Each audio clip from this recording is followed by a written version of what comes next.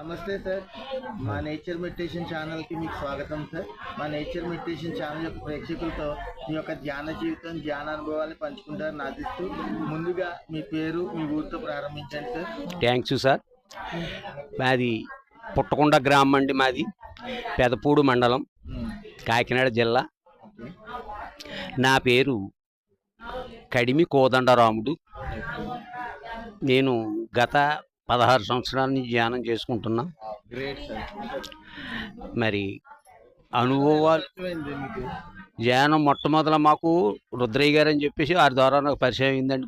మా గురువు గారు ఆయనండి. గ్రేట్. పుట్టకొండ అండి, ఆర్తి కూడా. ధ్యానంలో వచ్చిన అనుభవాలు, కొన్ని అనుభవాలు పంచండి సార్ మా ఛానల్ యొక్క ప్రేక్షకులతో. నాకు ఏది కావాలన్నా ఆ టయానికి సమకూరుతుందండి ప్రకృతి మాత. నాకు ఏది లోటు లేదండి, అన్నీ ఉన్నాయి. చాలా చక్కగా ఈ ధ్యానం చేసుకున్నప్పుడు కూడా చాలా ఆరోగ్యంగా ఉంటున్నామండి. మీరు ప్రతి నెల 10వ తారీఖు నాడు ఇక్కడ క్లాస్ పెడుతూ ఉంటారు కదా? అవును సార్. మీకు ఎలా అనిపిస్తూ ఉంటుంది? జనాలను పోగు చేసి క్లాస్ పెట్టి ఇలా ధ్యానం చేపిస్తున్నప్పుడు మీకు ఎలా అనిపిస్తుంటుంది? ఏదోలాగా మొత్తం అందరినీ కేకేసి ఈ ధ్యానం అనేది మెల్లిగా అబ్బితే బాగుంటుంది. రాను రాను వాళ్ళు తానంతటా వాళ్ళు మారి ధ్యానంలోకి వస్తారని ఆశతో ప్రతి నెల 10వ తారీఖు క్లాస్ పెట్టుకుంటున్నాం సార్. ఓకే అండి. ఎన్నాళ్ళుగా పెడుతున్నారు? గత 6 నెలల కింద నుంచి 10వ తారీఖున పెట్టామండి. గత సంవత్సరం తర్వాత ముందర సంవత్సరంలో 41 రోజు క్లాసులు పెట్టామండి ఇక్కడ. అప్పుడు ఎలా అనిపించింది ఆ 41 రోజుల తర్వాత ఈ ప్రతి నెల 10వ తారీఖు పెట్టడంలో మీకు ఏం తేడా తెలుసుకున్నారు? ఎలా అనిపిస్తుంది?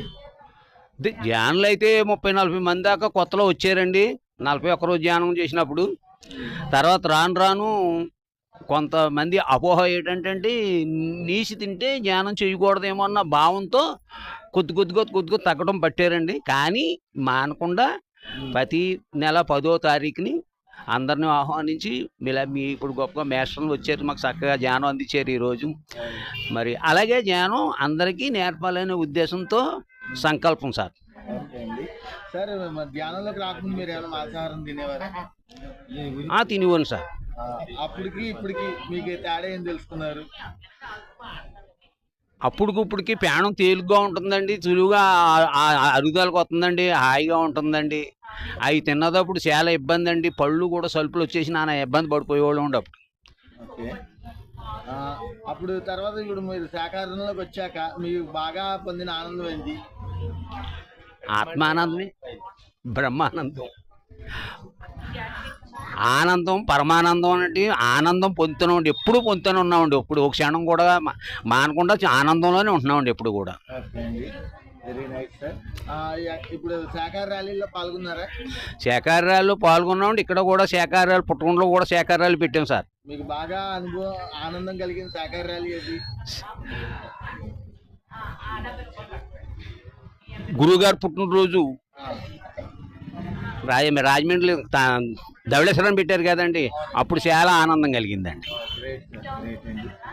సార్, ఇప్పుడు ఇంట్లో చేసే ధ్యానానికి పిరమిడ్ దగ్గర చేసే ధ్యానానికి వ్యత్యాసం ఏంటి సార్?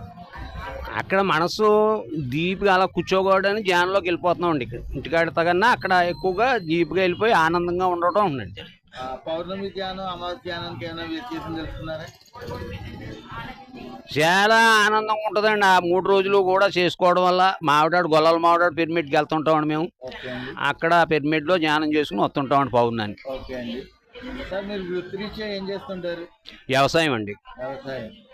వ్యవసాయం చేస్తున్నారు కాబట్టి ఒక 4 ప్రశ్నలు అండి. ఇప్పుడు ఎన్నో పంట భూములు ఉంటాయి, వాటిని పాడి చేసి చేపల చెరువుగా చేయడం కానీ లేకపోతే బంజరు భూమిగా మార్చడం కానీ జరుగుతున్నాయి కదా, వాటిని చూస్తున్నప్పుడు మీకు ఎలా అనిపిస్తుంటుంది? ఇది ప్రకృతిని పాడు చేస్తున్నాం అన్నట్టు అనిపిస్తుందండి నాకు. అంటే పండి భూముల్ని పాడు చేసి మళ్ళీ ఈ జీవరాశులను పెంచి చంపడం మరి అనాకారి కాబట్టి చేసి కొద్ది బాధే కలుగుతుంది సార్. మరి మొక్కల గురించి కానీ వాటి యొక్క గొప్పదనం గురించి కానీ మా ఛానల్ యొక్క ప్రేక్షకులకు తెలియజేస్తారంటే? మొక్కలు చాలా ప్రేమగా మనం వాటితో మాట్లాడితే అవి మనతో మాట్లాడుతున్నాయి సార్. ఇంకేమైనా చెప్పండి వాటి గురించి, మొక్కల గురించి.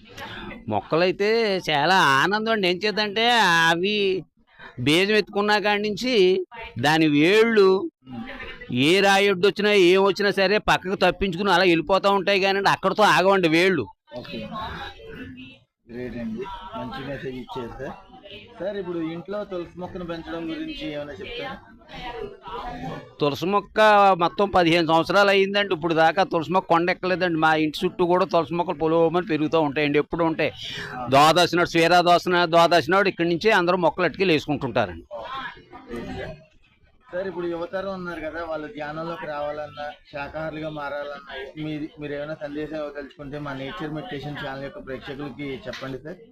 అందరూ కూడా జ్ఞానం అవ్వాలని మా సంకల్పం సార్. యువత కాడి నుంచి వస్తేనే మొత్తం వాళ్ళు కూడా వస్తారు సార్. థ్యాంక్ యూ అండి.